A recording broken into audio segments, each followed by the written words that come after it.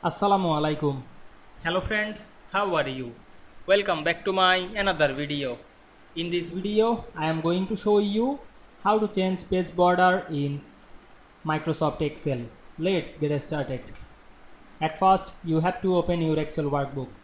Now we can see here added a border. Now we want to change the page border. At first, zoom out the document using the zoom in and zoom out option. Then we can see here show the page margin ratio. Now I am go to the page layout menu. You can change your size of page. Now I am make the page size later.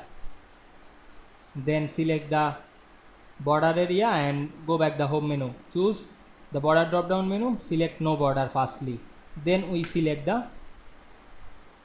our page border. Go to the border drop down menu and select the line color. Now I am select black. Then select the drop down menu, choose outside border. Then we can see we added the border. Then we go to the file menu, select print option and check the print preview. We can see we changed the page border in Excel very easily.